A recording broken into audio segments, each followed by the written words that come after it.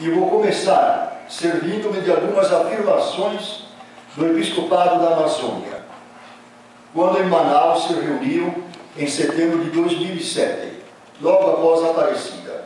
Serve para entender um pouco do porquê da realidade migratória para a região.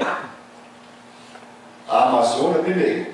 A Amazônia sofre por causa de um sistema, modelo econômico que privilegia o lucro, acima da vida do povo e do respeito à natureza. E aí vem o desmatamento, as queimadas, o agronegócio, a incursão das madeireiras e mineradoras. 2. Os grandes projetos são decididos fora da Amazônia, visando interesses que não beneficiam os amazônicas. Não se acredita na capacidade do povo da Amazônia. Os projetos são do governo ou de empresas com capital nacional e internacional. Faz-se necessário analisar as consequências desses projetos, o desequilíbrio ecológico e social, o desmatamento, as mudanças climáticas que afligem todo o Brasil, etc. 3.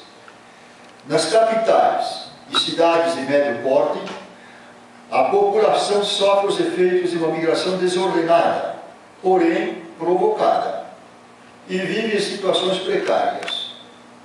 O que vem caracterizando a urbanização da Amazônia é o inchaço de suas capitais, com o consequente esvaziamento demográfico do interior, não só do campo, mas também das cidades e vilas. Fecho aspas na situação da palavra dos bispos da Amazônia. A Amazônia sempre foi vista como uma região de onde tirar. O roteiro é este: chegar, explorar, enriquecer, remeter os lucros para outras regiões e ir adiante, ou então abandonar. Vi pessoalmente os estragos feitos pelas mineradoras e o vazio que deixaram quando esgotados os minérios, principalmente a cassiterita, se retiraram. Vi pessoalmente os estragos feitos pelas madeireiras, que depois de esgotada a floresta, foram mais adiante e deixaram o povo no desemprego. Verdadeira gatunagem vem sendo praticada de maneira despudorada, seja por brasileiros, seja por estrangeiros. Mesmo quando há investimentos, até grandiosos, como estão ocorrendo na atualidade, não visam beneficiar o povo da região. No passado eu fui celebrar na penitenciária Urso Branco, no setor feminino, apenas para umas 80 mulheres, porque não cabe mais no presídio central que é próprio delas. Todas com idade inferior a 30 anos. Todas filhas desta realidade. Que tristeza. Migrações e progresso econômico. Outra obsessão do Brasil atual é a do crescimento. Crescer, crescer, crescer. É a ordem. A meta-síntese do projeto do país do governo é o Programa de Aceleração do Crescimento, TAC, que se traduz em investimento de logística, rodovias, ferrovias, portos, aeroportos. E agora, com a meta da Copa do Mundo e com as Olimpíadas, então, é uma loucura.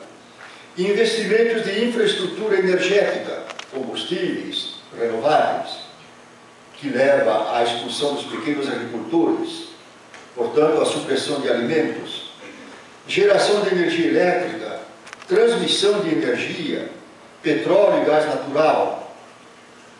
Atualmente estão abrindo uma nova busca de petróleo em Tefé, lá no interior da Amazônia. Estão chegando lá multidões, já as empresas estão se instalando e multidões estão chegando para lá, para se empregar.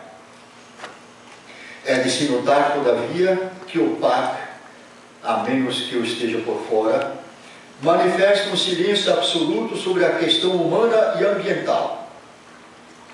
Basta ver a triste e vergonhosa posição do governo brasileiro com a questão de Belo Monte. A grande questão posta hoje é: que tipo de crescimento econômico queremos? Ainda vigora a ideia, endossada e defendida também pelas esquerdas, que a fórmula para resolver o problema da pobreza é esta: produção, emprego, consumo. Como hoje se enaltece o consumo. Porém, esta fórmula não é verdadeira, porque não torna possível a justiça social. É a velha ideia do tempo do regime militar, do ministro da Fazenda, Antônio Delfim Neto. Fazer o bolo para depois distribuir. E até hoje não aconteceu. Devemos construir uma sociedade que seja sustentável na relação com a natureza e com as necessidades humanas presentes e futuras, que tenha como fundamento a ética solidária e como fim a construção de uma sociedade baseada em valores de solidariedade, de liberdade, democracia, justiça e equidade. Grandes projetos dos povos indígenas. O regime militar ignorava a existência de humanos na Amazônia. Repito, terra sem gente para gente sem terra. Assim eles pensavam. Aconteceu então que, ao chegar, os migrantes encontraram muita gente: índios, caboclos, ribeirinhos, seringueiros e antigos poceiros, que não respeitavam os direitos daquele povo. Um dia, eu fui procurado lá em casa por um senhor. Sem muita conversa, ele veio para me avisar o seguinte: vou dizer ao senhor isto, que vou matar fulano de tal. Eu conhecia o fulano, era o dono de um supermercado. Eu perguntei: por quê? Porque roubou a minha terra, derrubou as seringueiras, cercou o terreno, e eu não tenho mais como viver. Ele foi cumprir a tarefa que ele se tinha proposto. Não chegou a cumprir, mas também ele desapareceu. Um dia, um candidato a deputado pelo estado do Mato Grosso, vou dizer o nome aqui porque ele ainda vive, foi pedir apoio, deu um descaramento, de pedir apoio aos padres e às irmãs em Juruena. Estava lá o padre Duílio, o padre Eduardo Bogo e a irmã Lenita, que atualmente é vice-geral das irmãs catequistas franciscanas. Como era bem conhecido, a turma de agentes o questionou: você é conhecido como matador de índios e vem pedir nosso apoio? O homem ficou surpreso e confessou: de fato, eu mandei jogar roupas envenenadas em aldeias de índios para provar que a terra era desabitada e assim poder ser vendida aos interessados. Fatos acontecidos não no século XVIII, nem no século XVII, acontecidos na década de 80, quando eu estava por lá.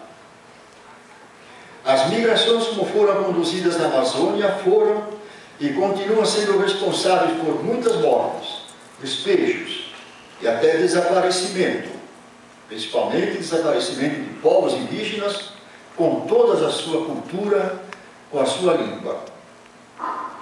Diante desta obsessão por energia e crescimento econômico, vivemos nova etapa de migrações, como já foi acima afirmado. As usinas Jirau e Santo Antônio estão sendo construídas próximo ao território de povos livres, isto é, povos ainda não contactados, mas que sabem-se da sua existência, os quais desconhecem que grande parte de suas terras está sujeita à inundação. A FUNAI confirmou a presença desses povos livres, que vivem da caça e das frutas da mata nas regiões afetadas pelas hidrelétricas. Há pelo menos 4 povos livres na área do projeto destas 2 hidrelétricas. E eles são os supérstites daqueles povos que tiveram que fugir séculos passados das descidas promovidas pelos portugueses e que agora estão sendo perseguidos pelas usinas hidrelétricas.